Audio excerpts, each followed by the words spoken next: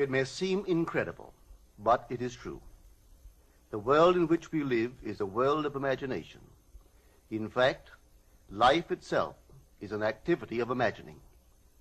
All that we behold, though it appears without, it is within, in our imagination, of which this world of mortality is but a shadow. Nothing appears or continues in being by a power of its own. Events happen because comparatively stable imaginal activities created them, and they continue in being only as long as they receive such support. Therefore, the secret of imagining is the greatest of all problems, to the solution of which everyone should aspire. For supreme power, supreme wisdom, and supreme joy lie in the solution of this great mystery.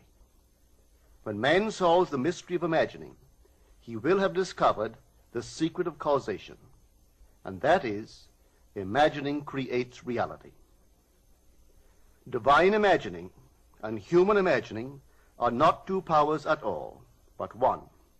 The valid distinction which exists between them lies not in the substance with which they operate, but in the degree of intensity of the operant power itself. Acting at high tension, an imaginal act is an immediate objective fact. Keyed low, an imaginal act is realized in a time process.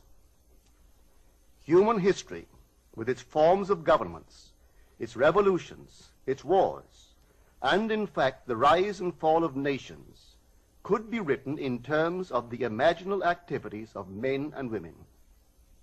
All imaginative men and women are forever casting forth enchantments, and all passive men and women who have no powerful imaginative lives are continually passing under the spell of their power.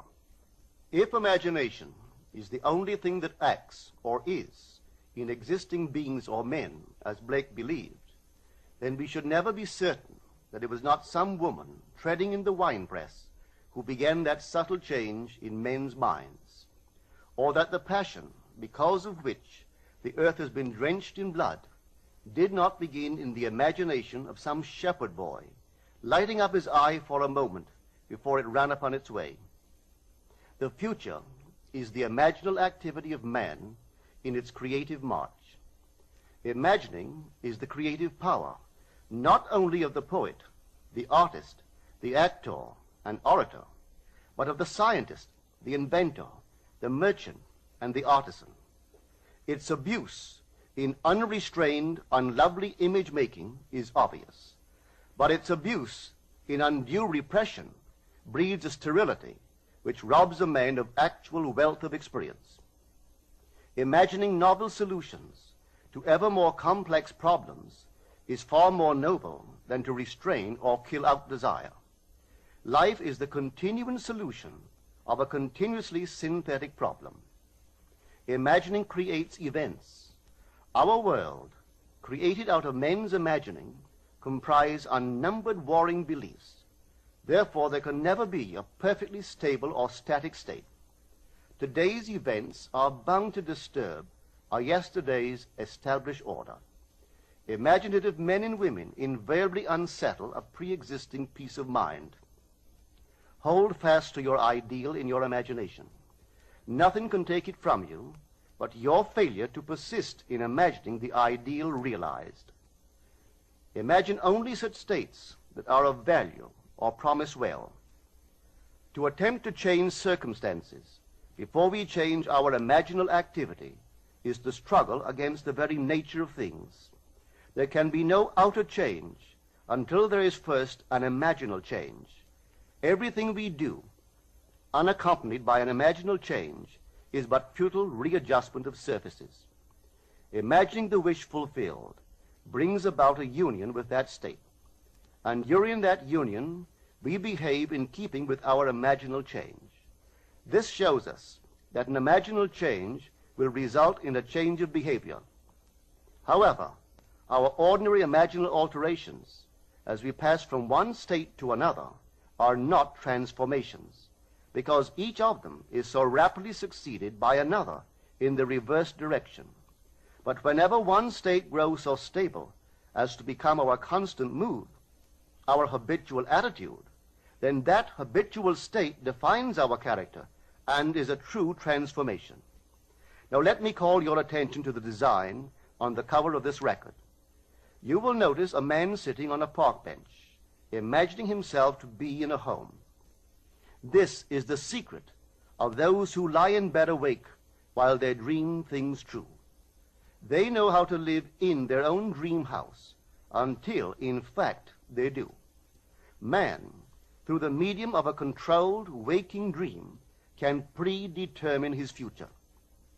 That imaginal activity of living in the feeling of the wish fulfilled leads man across a bridge of incident to the fulfillment of the dream.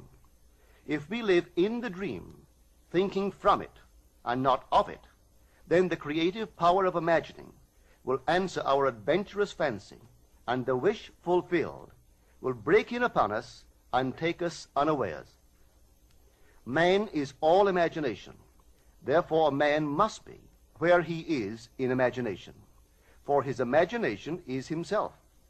To realize that imagination is not something tied to the senses or enclosed within the spatial boundary of the body is most important.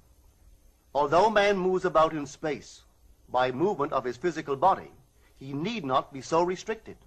He can move by a change in what he is aware of.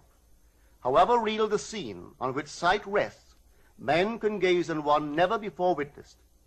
He can always remove the mountain if it upsets his concept of what life ought to be. This ability to mentally move from things as they are to things as they ought to be is one of the most important discoveries that man can make. It reveals man as a center of imagining, with powers of intervention which enable him to alter the course of observed events, moving from success to success through a series of mental transformations of nature, of others, and himself. How does he do it? Self-abandonment. That is the secret. He has to abandon himself mentally to his wish fulfilled, in his love for that state, and in so doing live in the new state and no more in the old state. Now we can't commit ourselves to what we do not love. So the secret of self-commission is faith plus love. Faith is believing what is incredible. We commit ourselves to the feeling of the wish fulfilled, in faith that this act of self-commission will become a reality, and it will, because imagining creates reality. Imagination is both conservative and transformative. It is conservative when it builds its world from images supplied by memory and the evidence of the senses. It is creatively transformative when it imagines things as they ought to be, building its world out of the generous dreams of fancy. In the procession of images, the ones that take precedence naturally are those of the senses. Nevertheless, a present sense impression is only an image. It does not differ in nature from a memory image or the image of a wish. What makes a present sense impression so objectively real is the individual's imagination functioning in it and thinking from it, whereas in a memory image or a wish, the individual's imagination is not functioning in it and thinking from it, but is functioning out of it and thinking of it. If the individual would enter into the image in his imagination, as the design on the cover of this record suggests, then would he know what it is to be creatively transformative. Then would he realize his wish, and then he would be happy. Every image can be embodied, but unless man himself enters the image and thinks from it, it is incapable of birth. Therefore, it is the height of folly to expect the wish to be realized by the mere passage of time. That which requires imaginative occupancy to produce its effect obviously cannot be effected without such occupancy. We cannot be in one image and not suffer the consequences of not being in another. Imagination is spiritual sensation. Enter the image of the wish fulfilled, then give it sensory vividness and tones of reality by mentally acting as you would act were it a physical fact. Now, this is what I mean by spiritual sensation. Imagine that you are holding a rose in your hand. Smell it. Do you detect the odor of roses? Well, if the rose is not here, why is its fragrance in the air? Through spiritual sensation, that is, through imaginal sight, sound, scent, taste, and touch, man can give to the image sensory vividness. If he does, all things will conspire to aid his harvesting. And on reflection, he will see how subtle were the threads that led to his goal. He could never have devised the means which his imaginal activity used to fulfill itself. If man longs to escape from his present sense fixation, to transform his present life into a dream of what might well be, he has but to imagine that he is already what he wants to be, and then feel the way he would expect to feel under such circumstances. Let him, like the make-believe of a child who is remaking the world after its own heart, create his world out of pure dreams of fancy. Let him mentally enter into his dream.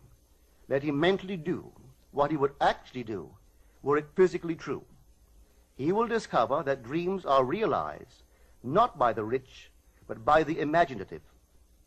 Nothing stands between man and the fulfillment of his dreams but facts, and facts are the creations of imagining. If man changes his imagining, he will change the facts. Man and his past are one continuous structure. This structure contains all of the facts which have been conserved and still operate below the threshold of his surface mind. For him, it is merely history. For him, it seems unalterable, a dead and permanently fixed past. But for itself, it is living. It is part of the living age. We cannot leave behind us the mistakes of our past, for nothing disappears. Everything that has been is still in existence. The past still exists, and it gives and still gives its results. Man must go back in memory, seek for and destroy the causes of evil, however far back they lie. This going into the past and replaying a scene of the past in imagination as it ought to have been played the first time, I call revision. And revision results in repeal. Changing our lives means changing the past. The causes of the present evil are the unrevised scenes of the past. The past and the present form the whole structure of man. It is carrying all of its contents with it. Any alteration of content will result in an alteration in the present and future. Live nobly, so that mind can store a past well worthy of recall. Should you fail to do so, remember, the first act of correction or cure is always revise. If the past is recreated into the present, so will the revised past be recreated into the present. Or else, the promise that though your sins are like scarlet, they shall be as white as snow, is a lie.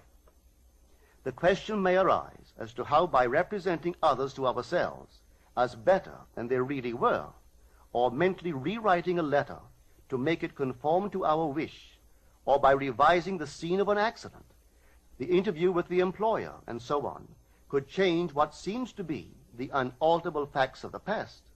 But remember my claims for imagining. Imagining creates reality. What it makes, it can unmake. It is not only conservative, building a life from images supplied by memory, it is also creatively transformative, altering a theme already in being. The parable of the unjust steward gives the answer to this question. We can alter our world by means of a certain illegal practice, by means of a falsification of the facts, that is, by means of a certain intentional alteration of that which we have experienced. And all this is done in one's own imagination.